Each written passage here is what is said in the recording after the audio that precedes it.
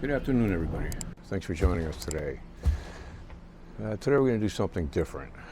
It's a little safety video, something that happened to us on the road yesterday, August 23rd. It was our travel day. I'm going to share the story with you, and I'm going to show you what we use for equipment and give you a little advice. So we're on Route 22 in Mississippi heading to Alabama. Speed limit 70, we're doing like 65-ish. A lot of tractor trailer traffic. These guys are running heavy, so they were pretty slow on the hills. So we scooted over to the left lane, start passing one of these guys, and our TPMS system on the trailer started singing. So I took a quick glance, usually run them around 71, 72 PSI, and it dropped down to 65 pretty quick. So unfortunately we're midpoint of passing this tractor trailer, and then it went down to 50 PSI. So now I started to get a little nervous. So we backed off, applied the brakes slowly, let the tractor trailer get by us. And luckily we could scoot over to the right shoulder real pretty quick. So we did that, secured the vehicle, looked at the tire, and yeah, it was a big old giant rivet, probably a 1/4-inch diameter post sticking out of the tire. It was right in that section of tread close to the sidewall. So because of that location and the size of the rivet, there's no way I was going to take out my patch kit. That tire was done. So yeah, it's 90 degrees outside, and well, we got to change a tire on the highway with a ton of traffic. So I'm going to show you some of the stuff that I use and give you a little advice on what we do when we run into this situation. And hopefully that'll help you out. We didn't video any of the tire changing just because it was too dangerous, too much traffic. The trailer was rocking back and forth pretty good. And we were more concerned about getting the job done than actually doing a video on how to change a tire. There's tons of those on the internet. So I'm just going to share with you my experience and what we use for equipment, and hopefully that'll help you out.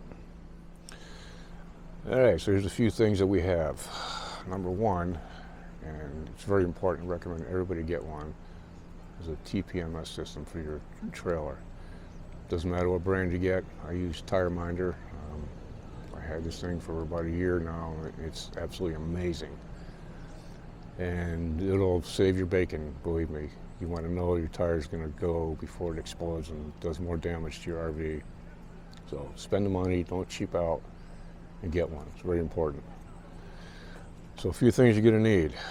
Obviously you're going to need the right size socket for your lug nuts. Get yourself a big old honking 1/2-inch drive breaker bar. You'll thank me later, because it's so much easier to take those lug nuts off with one of these than those cheapy little wrenches that come with the trailer. Get yourself a torque wrench, foot-pounds. Look up your specs and retorque your wheels or your lug nuts after you change your tire. Doesn't matter what brand tool you get, you're not a professional mechanic. You just need something to get you patched up and on the road as quick as possible. So get some tools. Right here is a big old 12-ton bottle jack. Our fifth wheel is about 12,000 pounds, so I got a 12-ton. You don't need one this big, but it certainly helps. And you got this device here that sits on top of the bottle jack, and this will sit underneath and support your axle. So when you're on the road and you got tractor trailers going by, believe me, that trailer's going to move. And if your axle just sitting on this flat surface, not much support, and a chance that it could fall off. So spend the money to get one of these. You can go to any hardware store or big box store like Lowe's Depot or Napa. They all have this stuff. Or you can go to Amazon and buy it. Next thing, which is most important, is a vest. Always, always, always wear a vest. I can't tell you how many people I've seen on the side of the road changing tires on an RV or car or whatever, they don't have a vest. These things are bright, they're butt ugly, but they'll definitely grab the attention of people on the highway who may or may not be paying attention 100%. So they're cheap, only $5, $6, $7, whatever. Get two, one for you and one for your passenger, your partner, if they're with you, so they can look out for traffic while you're getting down to business. Cones. Get cones. They're big, they're bright, people see them. I have two. That's what I use. Don't get those little cheapy tiny ones, those little things. Get these big ones. Get them at Home Depot, Lowe's are probably $25 a piece or whatever. It's cheap money. It's well worth it. Spread them out so people can see that you have a problem. Most people are pretty good about going past you, you know, in the other lane, if they can. I know it's a law in most states.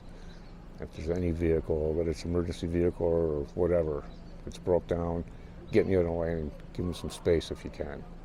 If you can't, hey, at least blow the horn and let them know you're coming. So give that guy a heads up. Just common courtesy, man. Just do it. It's not a big deal. Nighttime. I have a bunch of these. They're LED flashes. They're kind of useless during the day because they're small. They just lay on the ground. But if you get them, I don't know if you can see that or not. There's a couple different modes on these things. So these things are great, especially at night.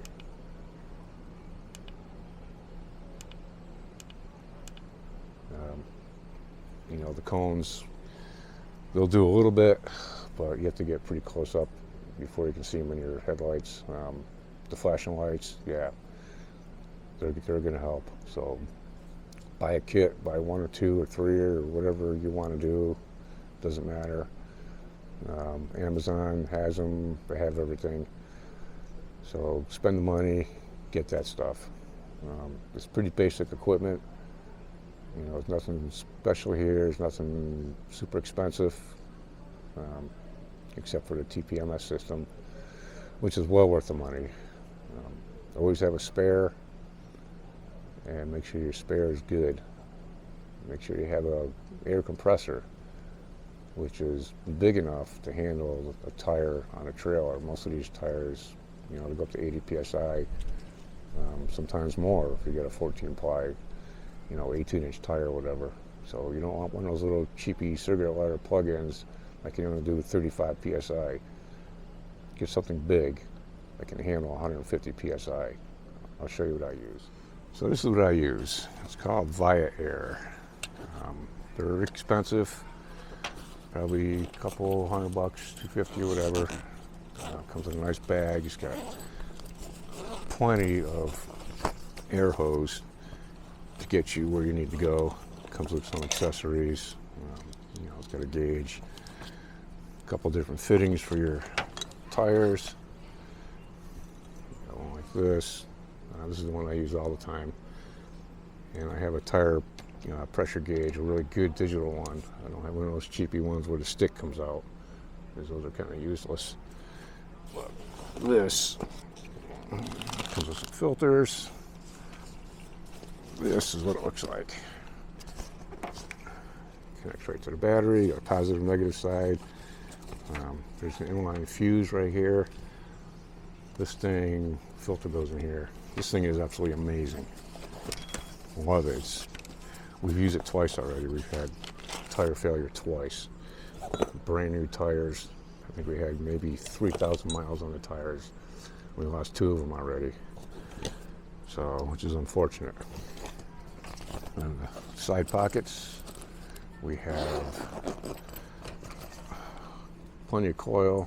So from the front of your truck to the back end of your fifth wheel, you probably have 45 feet, maybe 50 feet of coil between the two of them. There's one in each pouch. Quick connects, and you're good to go. So again, spend the money on something good. Don't get any of those cheap pumps you get at Walmart or whatever for the bicycles, because they're pretty much useless. You want something that's going to air up those tires quick, get you off the road as fast as possible. So, safety, man. Safety, safety, safety. I've seen too many people do it the wrong way. I've seen too many people without the vests, without the cones, without lights at night, warning drivers. Hey, I'm here, I'm broke down. Move over, give me some space. It only takes a second for some bozo playing on his phone to turn your fifth wheel into a toy hauler when he drives into the kitchen with his car, or worse. Spend the money, get the equipment. Your life is more important. So take care of yourselves. Thanks for joining us. We appreciate you. Hopefully this helped somebody. If not, well, good luck. See you on the road. Happy camping.